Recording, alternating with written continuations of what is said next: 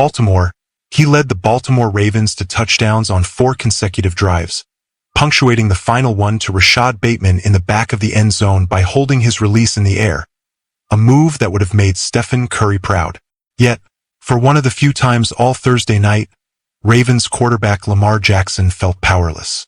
So as he waited for the officials' review to determine whether Baltimore had gotten a 4th down stop or the Cincinnati Bengals would have another set of downs to try and tie or win, another thriller between the two teams, Jackson threw his arm around the shoulder of general manager Eric DeCosta on the sideline.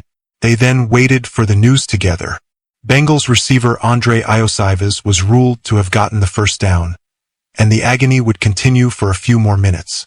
Jackson finally did get a chance to enjoy a celebration that his second-half performance deserved when his counterpart, Joe Burrow, who was terrific all night, couldn't connect with tight end Tanner Hudson on a go-ahead 2-point conversion attempt with 38 seconds remaining. After the Ravens recovered an onside kick, Jackson needed only one kneel down to put the pulsating 35-34 victory at M&T Bank Stadium in the books and send an announced 71,439 fans to the exits feeling good about themselves. During one point of the third quarter, the home crowd booed Baltimore's offense, which struggled in a way it hadn't in weeks. By game's end, it celebrated another heroic performance by Jackson, who made all of his team's issues Thursday, including a poor start offensively, another porous defensive performance, and a missed fourth-quarter extra point by Justin Tucker, into mere footnotes. I was telling my guys on the sideline, we have to score. If they score, we have to score. That's the type of game it's going to be, Jackson said. We've seen that from the first snap, but I'm proud of my guys because we finished one of these tough type of environment games. We came through. The Ravens are now 7-3.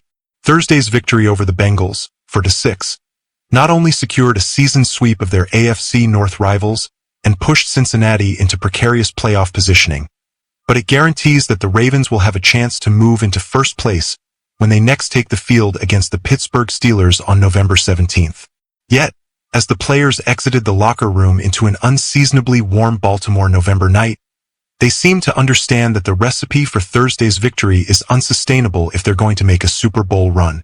As brilliant as Jackson has been, and he's playing at a ridiculously high level with 275-plus yards passing for 6 straight games, he and the offense will need help.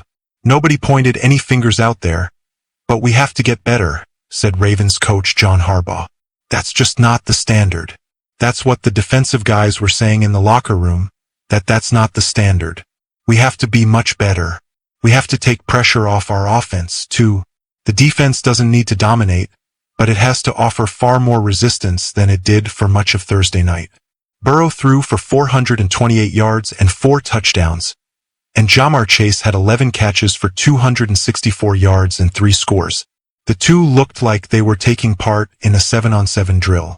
The Ravens, who didn't have to worry about Cincinnati's other top receiver, T. Higgins, could do nothing to stop them. As he coasted toward the end zone on his 70-yard score that tied the game with 5:37 left in the fourth quarter, Chase waited before crossing the plane for a Ravens defender to even come near him. It was a fitting gesture given Baltimore's defensive backs had failed to stay with him all night. It'd be different if we were confused. Simple, we're just not playing how we're practicing. It's too deep into the season to keep doing this, Ravens cornerback Marlon Humphrey said. We're like the little brothers right now. Jackson's carrying us, which is cool. But it's not. I want to be able to end the game on defense. The Ravens all but did, stopping the Bengals on the go-ahead 2-point try and getting away with Travis Jones' blow to Burrow's helmet on the incompletion and Humphrey getting physical with tight end Mike Gesicki. Still, what preceded that was Burrow, aided by 3 Baltimore penalties, driving the Bengals 70 yards in less than 80 seconds and hitting Chase for a 5-yard score that set Cincinnati up for the go-ahead try. And what preceded that was 2 one-play touchdown drives as Burrow hit Chase for a 67-yard score early in the third quarter and the 70-yard touchdown later in the fourth. In 2 games against the Ravens this year, Chase has 21 catches for 457 yards and 5 touchdowns. These wins are getting harder to enjoy based off what we're doing in the pass defense, Humphrey said, alluding to the team's 32nd ranking against the pass. When I was a rookie, first-year guy, second-year guy, that's how I looked up to the standard that was there. In the past defense, we've really lost that standard.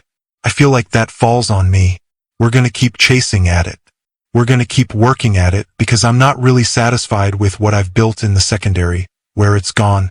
To Humphrey's credit, he made the play that pretty much every Ravens said turned the game around. It was midway through the third quarter and the Ravens trailed 21-7. The offense had just walked off the field to boos as the punt team trotted on for its season-high 5th time. Baltimore needed to change the momentum. It was Humphrey who ripped the ball out of running back Chase Brown's hands. Roquan Smith recovered it. 5 plays and one miraculous Jackson 10-yard run later. Derrick Henry was in the end zone and Cincinnati's lead was cut to 21-14. That kind of woke us up, Jackson said of the Humphrey strip. I feel like we were asleep that whole first half, even though we scored once. We were pretty much flat throughout the game. On the Ravens' next drive, Jackson hit Tylan Wallace for an 84-yard score, the seldom-used receiver shaking free from a Cam Taylor-Britt tackle attempt and tiptoeing down the sideline. I'm just grateful to take advantage of the opportunities that I get, said Wallace, who had 3 catches for a team-high 115 yards. Whenever I get out there and Lamar trusts to throw the ball to me, I just want to be able to put that trust in him to know that I can make plays with it. Another defensive stop, this one on 4th down, set the stage for Jackson's 18-yard go-ahead touchdown pass to tight end Mark Andrews, who improvised on the route and the quarterback hit him in stride. Jackson ran in the 2-point conversion, making up for the Tucker missed extra point after the Wallace score. And just like that, the Ravens had scored 21 straight points in less than a quarter. Jackson wasn't done. Following the 70-yard chase touchdown, which left several Ravens looking bewildered after they left the field, Jackson led his team on an 11-play, 70-yard touchdown drive, lobbing one to Bateman for the score. We've got guys all over the place that can make plays and we continue to show that, Bateman said. Obviously, Tylan came up big for us tonight, and we're going to continue to need that for the rest of the year from everybody. But definitely felt good to see everybody contribute. Jackson finished 25 of 33 for 290 yards, 4 touchdowns and no interceptions. Jackson now has 24 touchdown passes on the season compared to 2 interceptions. He also ran the ball 7 times for 33 yards. About the only thing Jackson didn't do was go out on the field and close the game himself. For that, he needed the defense's help, and that's becoming an increasingly dicey position for these Ravens.